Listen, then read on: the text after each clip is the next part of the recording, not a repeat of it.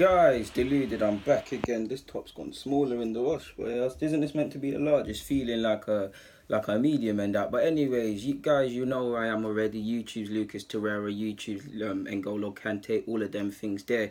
Let's crack on now.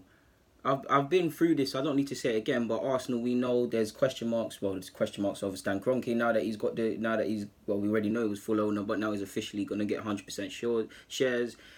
Regardless of their centre half, not front, midfield, centre half, there's question marks over personnel, there's question marks over departures. We're not moving players on, and Thursday's deadline should be interesting. But we know we need a centre half, and if we don't need a centre half, forgive me if you don't believe that in it. But you guys that watch me all the time, what do I always say? First and foremost, I'm sure everybody would love to sign the star players. I love youth football, but we all want to sign the star players. We all want to go out there and get quality specific to centre halves. I would love to go out there, and it never happened for Arsenal. But I'd love to go out there and say Koulibaly, what, 50 million? Cool. Ronaldo, not going to be the same, but cool. Godin, Jimenez, Varane, you get where I'm going in it. Them sort of signings there are never going to happen. So what do you hear me say?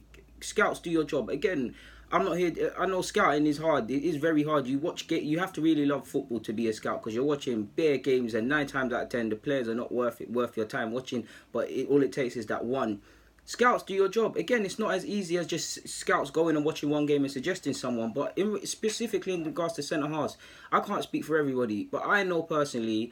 Like I said, we want stars, but if a man costs 50, 60 million and then someone else costs 10 million or 3.5 million or some weird fee like that, I'm not going to, obviously, because of the fee, you're going to think one's better than the others. But if you, without knowing who is who, if you put them both in front of me and they can both defend and both do the things, then I don't really care if a man costs 60 or a man costs 3.3 million or £3. Just look for competency. Specific to centre half, what I'm on about now. All you need to look at, well, not all you need to look at, can he hold the line? Does he shepherd the line? Does he read the game well? Is he proactive in his approach? Is he constantly thinking? How's his concentration levels? Obviously, because of modern day football in Arsenal, when you look past the competency, how good is he in the air? Is he good at marking? All the things you would attribute to being a good defender, you now need the ball playing thing. So cool. No one can tell me you can't. Scouts can't. I know in this day and age, Arsenal have many problems, specifically when it comes to getting players off the books. We're struggling. We take too long to do that, and we get silly fees. We let players go for peanuts. There's many problems, and scouting is harder nowadays, because if Arsenal go and look at a player, United, City are all going to do the same purely because we're looking, and we're going to do the same to their clubs. Naturally, them clubs, they're not going to be looking for no reason. So it is harder to find talents, but it's not. Problem Arsenal have, and it's actually, I'm going off topic, is when you find these targets, getting them in. Man, you know I love Wenger, guys, but man were telling me that he's known Kante since 14 years of age. That's irrelevant, because now he was playing for Leicester and doing his thing for Chelsea. Thomas Lemar, you knew him when he was at Cannes. He's not at the club. There's numerous examples. Even Varane, I think a couple clubs missed the trick on the basis that his lens. Ferguson tried to get him, obviously, United versus Madrid. Obviously, Madrid's the biggest in the world, isn't it? So you have to go to that, innit? So you get what I'm saying. But one player I would love, and I've been waffling, one player I would love, and I think he kind of typifies what I mean by just, man, do your jobs. Like, just be about doing your job and just be competent and consistent. Most people turn up their nose to Nacho of Real Madrid. 28 years of age. We have next to no chance of getting him unless they wanted to sell him. He's been there since the age of 11. He's been a reliable backup at most. He's never currently been, unless there's been injuries, the strongest lineup is Varane and Ramos. But he's living the dream. He's a Madrid through and through. I actually rate him, because for someone that's had diabetes from the age of 11, 12, he's done very well to play at high performance levels and all of these things. And it's actually a testament to Real Madrid, because he's bound to have a different dietary thing than the other players. But I rate him. He's a decent defender. He's not the tallest, but he's decent in the air. He reads the game well. He can play centre half. He can play left back. He can play right back. He can contribute going forward. He's 28 years of age. Good intensity. Good when he tackles, he means it. Good positioning. He has it all, to be honest. And Jose needs to take credit for bringing him through. I'm so sure he promoted him and whatnot. Now, he's contracted till 2021. We've got no chance of signing him. Absolutely no chance, because the man doesn't want to leave Madrid. And Madrid, Champions League, Arsenal, come on now. Even if he was to leave Real Madrid, there's probably some more other clubs he'd consider before Arsenal. But this is the sort of man I believe we should be looking at. Again, today's market's a bit mad, so I would probably be looking at bidding 20th mark to 20, around the 20 mark for him, possibly going up to 30. I think that's a steal for him, to be honest with you. And these are the sort of men that we should be looking at. Guys that are competent and consistent, not really got a profile like that.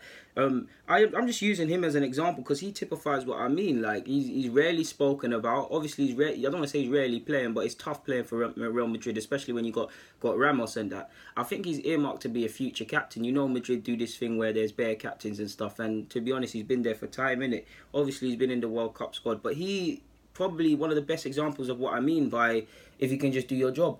I want the Varans and all these men, like I said, but if we're going to do a different thing, surely you can find someone like Nacho. Surely in France, in Germany, in Spain, in Italy, in the lower leagues or something, surely there's a defender who is physically capable of dealing with rough houses in the Premier League, that's got decent pace, good on the recovery, good positioning, decent ball player, good in the air, decent at marking, especially from set pieces. Obviously, you got to be able to play a little bit at the back. No one's asking you to be real Ferdinand.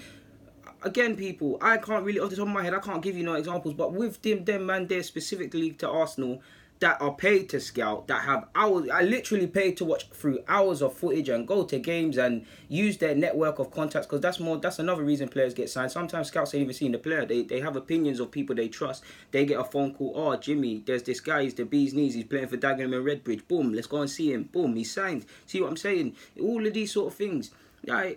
Darlow looks sick. Like, Michelin tight, it looked like he was on that vibe at first when he's bringing in Darlow. Now it's Socrates. Now, I'm not getting that Socrates. I'll give him a chance. It's not his fault he signed at the club, and I hope you can be good for us. But if I'm honest with you guys, I mean, and again, I'm not getting at him, and I don't want to be wrong, but at this moment in time, if any of you were saying if you had the power or whatever, you would sign Socrates, you're lying. He wouldn't be on your list. He probably wouldn't. He'd probably be worst comes to worst. And that's why I get a bit scared, because I do believe the club signed him. But I've told you guys I believe Unai Emery's to a degree. If he's choosing to sign these man, then I'm going to put him under the microscope. But I do think for me, it feels like a thing where he suggested targets and then it's an austerity measure sort of thing. And it's going to be testing times. He's got a 2-year contract. Stan Kroenke's there. Gazidis might go. This club... Right now, the fans and the fan base and the sentiment is calm because of we're maybe not now because Kroenke's obviously got the job, but not the job, got full control of the club. But it's blind optimism at the moment. Everybody's waiting for this season. There's not really any things, so we could start off having a good season in the sense that everyone's together. But this could end before it starts, to be honest. So yeah, I've gone left and right with this video. It was mainly about to be about Nacho, but I've gone left and right. Hopefully I've given you guys some decent content. And on that note, guys, deluded, I'm out. Get in the comments, subscribe, and do the rest if you wish.